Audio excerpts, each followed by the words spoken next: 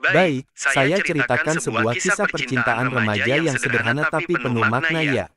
Tanda hubung, tanda hubung, tanda hubung. Hujan di bawah payung biru. Di sebuah SMA kecil di pinggiran kota, ada seorang gadis bernama Alia. Ia terkenal pendiam, selalu sibuk dengan buku-bukunya. Sementara itu, ada seorang remaja laki-laki bernama Raka, yang populer karena ramah dan suka menolong. Suatu sore, ketika hujan turun deras, Alia terjebak di gerbang sekolah karena ia lupa membawa payung. Semua teman-temannya sudah pulang. Ia hanya bisa menunggu, sambil memeluk tasnya erat-erat. Tiba-tiba, sebuah payung biru terbuka di atas kepalanya. Sendiri aja, nanti masuk angin, loh, ucap Raka sambil tersenyum. Alia kaget, wajahnya memerah. Tanpa berkata banyak, ia berjalan beriringan dengan Raka di bawah payung yang sama. Suasana hening, hanya suara hujan yang menemani. Di persimpangan jalan, Raka memberanikan diri berkata, "Alia, aku nggak tahu kenapa, tapi aku selalu ingin jagain kamu. Boleh nggak aku jadi orang yang selalu ada buat kamu?" Alia terdiam, wajahnya semakin merah.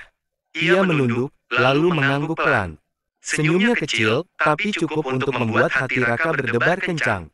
Sejak hari itu, payung biru menjadi saksi cinta pertama mereka. Tanda hubung, tanda hubung, tanda hubung. Mau saya bikinkan versi lebih romantis dan emosional, atau versi yang lebih realistis dengan konflik remaja, misalnya cinta segitiga. Beruntung sang hakim bisa diselamatkan, aksi murid Syekh Siti Jenar bisa digagalkan oleh pasukan Bayangkara.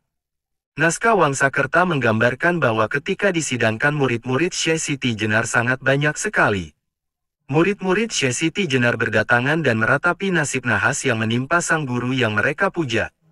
Bahkan setelah Syekh Siti Jenar atau Syekh Lemah Abang dimakamkan pun yang menziarahi makamnya tidak pernah putus-putus. Melihat fenomena yang ada, hal ini sangat mengkhawatirkan pemerintah Kesultanan Cirebon dan Demak. Sehingga akhirnya dibuatlah satu konspirasi, di mana ketika sepi, makam Syekh Lemah Abang dibongkar. Dan jasad Syekh Siti Jenar atau Syekh Lemah Abang dipindahkan, sementara kubur yang lama diisi bangkai anjing hitam. Itulah sekilas kisah tentang misteri kematian Syekh Siti Jenar atau Syekh Lemah Abang yang jasadnya dikira berubah menjadi bangkai anjing hitam. Asteris asteris asteris.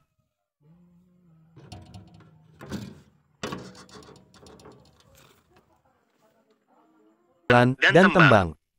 Dewi Roroyono menjadi inspirasi bagi Sunan Muria dalam berdakwah. Beliau adalah wanita yang taat beribadah, sabar menghadapi cobaan, dan dermawan kepada fakir miskin. Dewi Roroyono juga membantu suaminya dalam mengurus padepokan dan mendidik anak-anak mereka. Mereka dikaruniai 5 orang anak, yaitu Raden Umar Said, Raden Muhammad Said, Raden Abdul Qadir Jailani, Nyai Ageng Bagelen, dan Nyai Ageng Kajoran. Sunan Muria dan Dewi Roroyono adalah contoh pasangan yang sempurna yang membangun peradaban Islam di tanah Jawa. Mereka tidak hanya mengajarkan ajaran Islam yang rahmatan lil alamin, tetapi juga mengembangkan ilmu pengetahuan, seni budaya, dan kesejahteraan masyarakat. Kemudian meninggalkan warisan yang tak ternilai bagi generasi selanjutnya.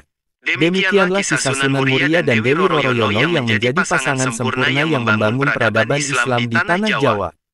Kisah mereka mengajarkan kita tentang nilai-nilai keimanan, keikhlasan, kesabaran, kejujuran, kerjasama, dan kepedulian. Kisah mereka juga menginspirasi kita untuk terus belajar dan berinovasi dalam mengembangkan ilmu pengetahuan, seni budaya, dan kesejahteraan masyarakat. Semoga kita bisa mengambil pelajaran dan teladan dari kisah mereka dan menerapkannya dalam kehidupan kita sehari-hari. Amin.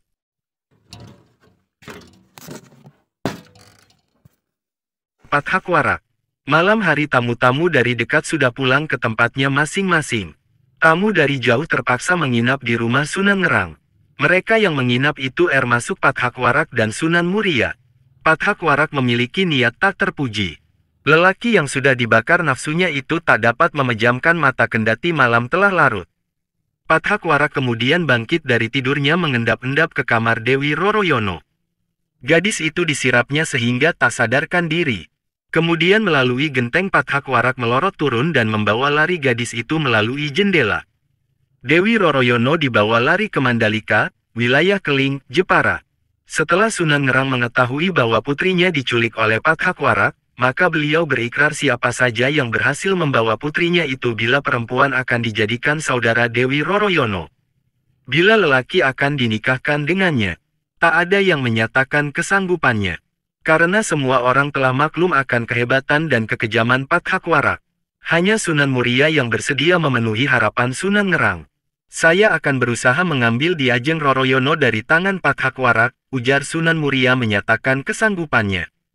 Maka berangkatlah Sunan Muria ke Keling. Hanya saja, di tengah perjalanan Sunan Muria bertemu dengan Kapa dan Gentiri, adik seperguruan yang lebih dahulu pulang sebelum acara syukuran berakhir. "Mengapa Kakang tampak tergesa-gesa?" tanya Kapa, merasa heran melihat Sunan Muria berlari cepat menuju arah Keling.